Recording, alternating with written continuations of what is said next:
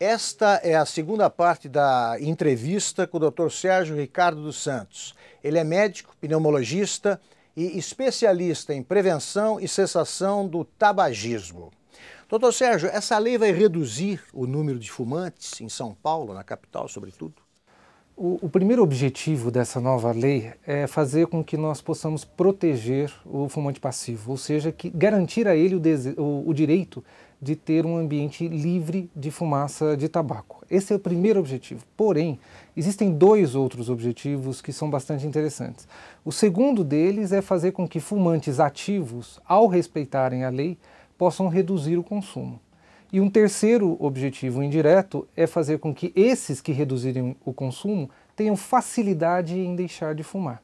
E isso é real, porque em diversos estudos realizados no mundo inteiro, nós observamos que pessoas submetidas a leis rigorosas, como essa lei paulista, elas reduzem o consumo e em curto espaço de tempo começam a tentar deixar o cigarro.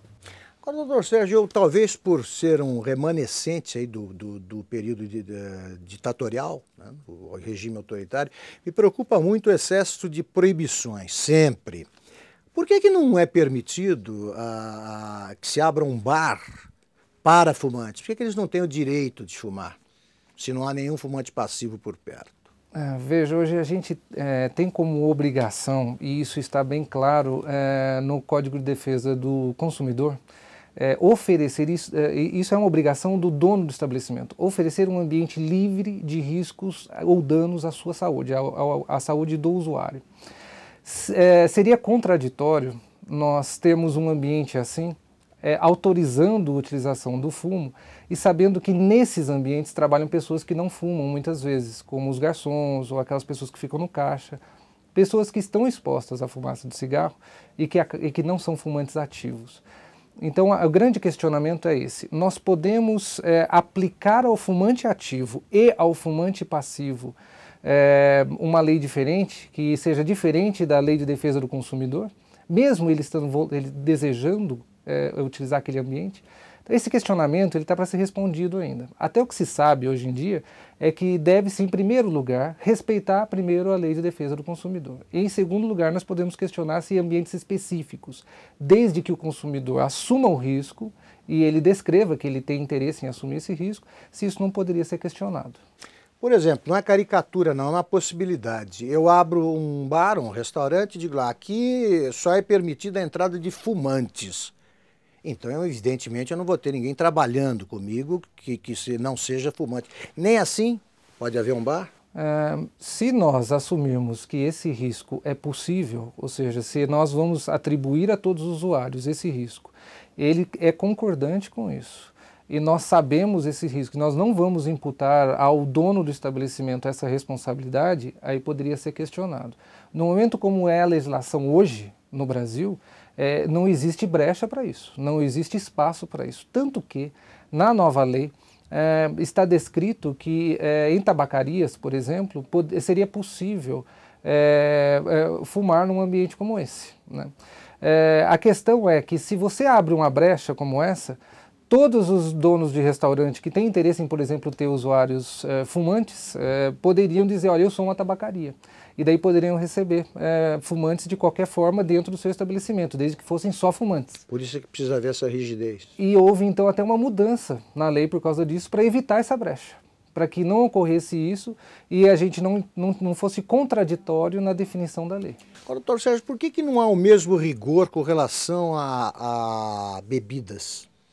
É uma pergunta que eu também me faço. Eu acho que toda vez que a gente analisa essas substâncias que são chamadas de drogas porque causam dependência física, química ou psicossocial, não deveria haver uma legislação diferente entre uma e outra. Nós deveríamos respeitar sempre a mesma legislação.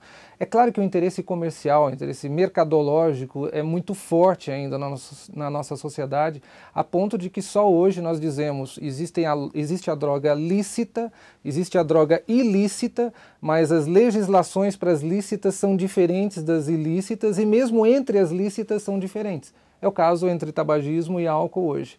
Então, por que eu posso beber álcool na frente do meu filho e posso vender álcool para qualquer um dentro de um estabelecimento e do cigarro não devo? Por que se fiscaliza uma ou não fiscaliza a outra? Ainda existem essas diferenças, não deveriam existir, né? Perfeito. Para terminar a nossa conversa, doutor Sérgio, o que mais, além nós falávamos há pouco, na primeira parte, da pesquisa que o senhor coordenou sobre a lei antifumo, além do alto índice de pessoas que não sabiam da existência da lei, ou que diziam não saber, o que mais chamou a atenção na pesquisa? Algo muito interessante foi a disposição dos entrevistados em participar da fiscalização.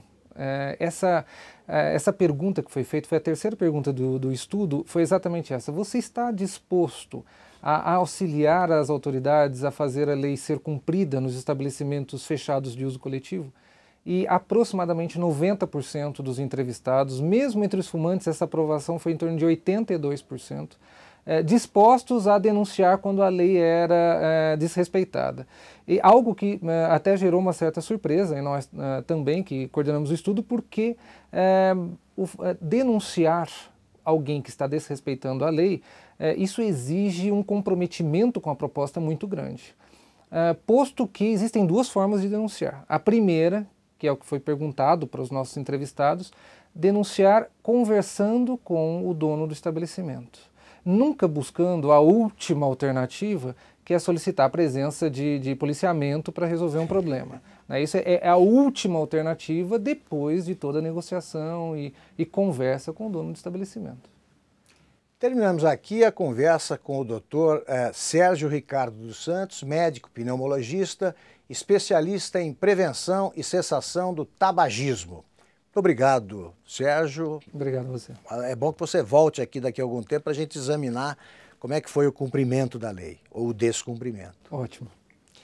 Não deixe de ver em veja.com a eleição do Homem Sem Visão do mês. Acompanhe e vote.